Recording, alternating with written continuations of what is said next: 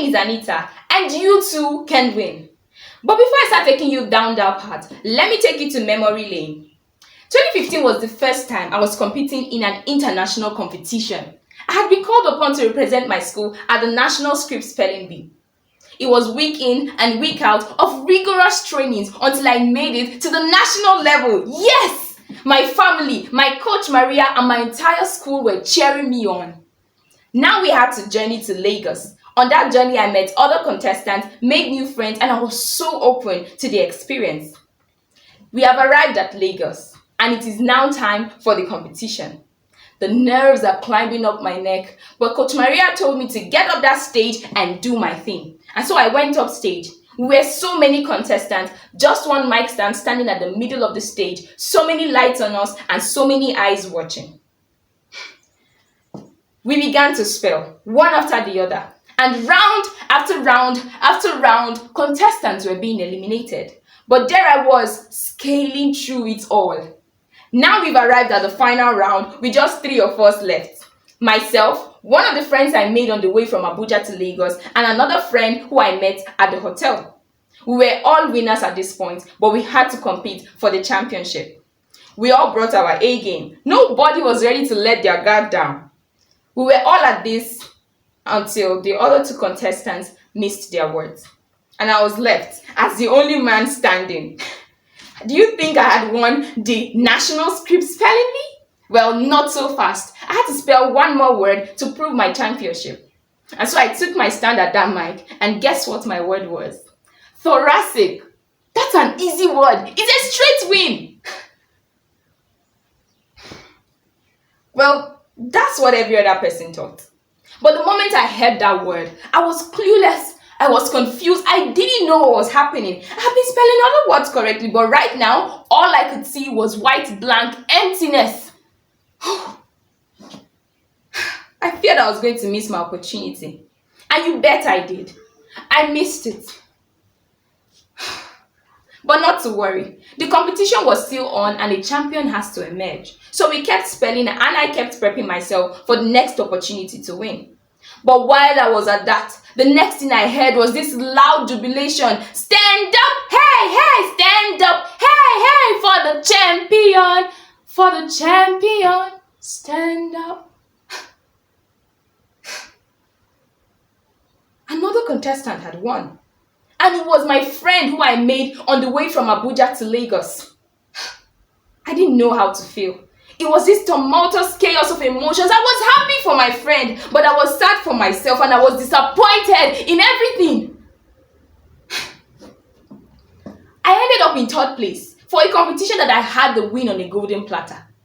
And it was not the position that was the challenge. It was the fact that this singular event led to a chain of other events where I was always so close to the win, but never won. The imposter syndrome will always step in. And here's what it looked like. Who told you that you could win? What makes you think that you are good enough? You should actually better start settling for any other thing than the win. 3rd place isn't that bad. What even makes you think that you're going to make it this far the next time?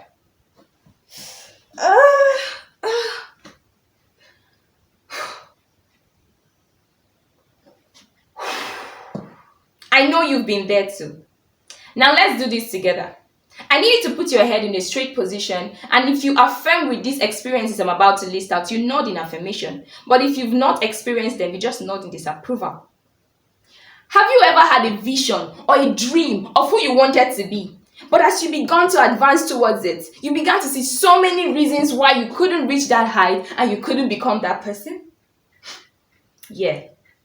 Have you ever known you are incredibly good at something, you are exceptional at it, but you always just fear that you're not ready? I mean, people may not really accept this thing and maybe it's not such a great idea anyways. But yes. Have you ever been so good, but only good enough to be behind and not at the front? Only good enough to be any other place but at the top? It's like you've relegated yourself to settle there. It's a mind limitation. It's this roadblock that says, thus far have you gone and thus far can you go. And so, frustrated and discouraged, you settle for less than you really want. You start to convince yourself that you've tried hard enough and there's no need to try again. And so you decide to play small when you can reach for the world. But your mind is clouded by what ifs and what ifs and what ifs. You are not your past failures. Stop letting that inner critic stop you. I have decided to push through the red flag of limitation, and you should too. It's time for us to focus on this green strip across the finish line. I'm going to win. I'm going to give it all I've got. And even if I fall, I will rise up and I will go again. I won't stop. My next win is at the other end of my next trial. It's been 10 years. This is 2025 on the BGYCC platform. It's another stage, another competition. The lights are on me again and your virtual eyes are all watching. But I tell you that I stand on this stage today as a winner at heart. And so are every one of you if you dare to try again. If you dare to dream again. My fellow dreamers, you too can win. It doesn't matter how many times you've tried in the past and how many times you've failed. If you make up your mind to go through this green strip across the finish line, then you will. Because winning is a choice. And I need you to make that choice today. You too can win. Say this after me. I too can win. Thank you.